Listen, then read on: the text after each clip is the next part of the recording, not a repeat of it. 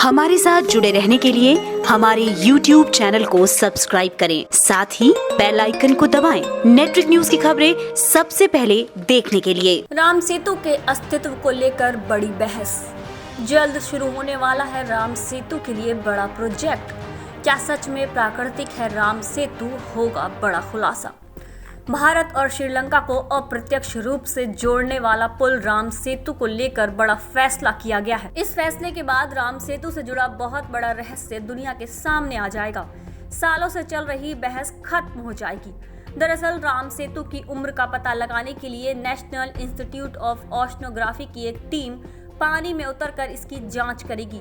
ये पता लगाने की कोशिश करेगी कि अब तक राम सेतु को लेकर जितने भी दावे किए जा रहे हैं उनमें कितनी सच्चाई है। दरअसल तमिलनाडु के रामेश्वरम से श्रीलंका के मन्नार तक 50 किलोमीटर का पुल है, लेकिन इस पुल के होने को लेकर लगातार बहस जारी है। वैज्ञानिक पहले ही पुल के होने और इसके इस्तेमाल होने को लेकर अपनी राय दे चुके हैं। वैज्ञानिकों ने भी पुल के अस्तित्व को झुठलाने से इनकार कर दिया है। ऐसे में इस प्रोजेक्ट के जरिए पानी में उतरकर पुल के पत्थरों में मौजूद कैल्शियम कार्बोनेट के जरिए इन पत्थरों की उम्र का पता लगाने की कोशिश की जाएगी। इसकी उम्र से ये साफ हो जाएगा कि इसका निर्माण कब हुआ था।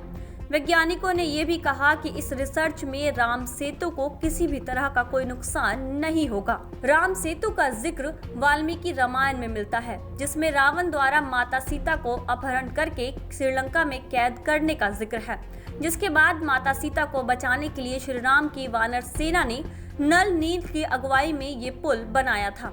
ये पत्थर पानी में डालते ही तैरने लगते थे, लेकिन इसके मानव निर्मित होने या फिर प्राकृतिक होने की लड़ाई अब भी जारी है। सैटेलाइट से राम सेतु को समुद्र के बीच तैरते हुए देखा जा सकता है। इस स्थान पर बाल की खाड़ी और मन्नार की खाड़ी की लहरें टकराती हैं और इसलिए यहाँ पर पानी का दबाव ज्यादा है।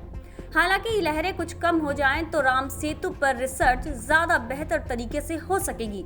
यहाँ पर रेत के टीलों का और मोमू के दीपों का निर्माण होता रहता है, इस कारण इसके नेचुरल होने की बात को भी झुठलाई नहीं जा सकती है।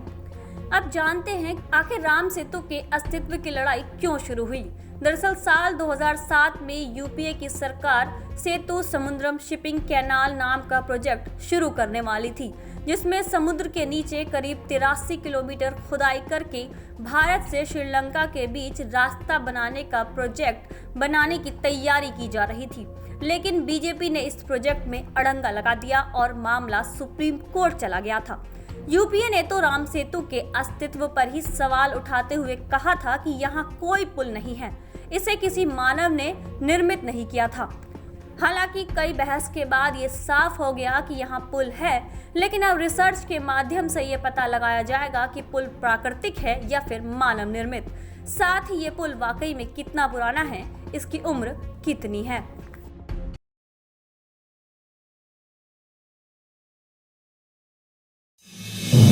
आप देख रहे हैं नेटवर्क न्यूज, साहस सच कहने का।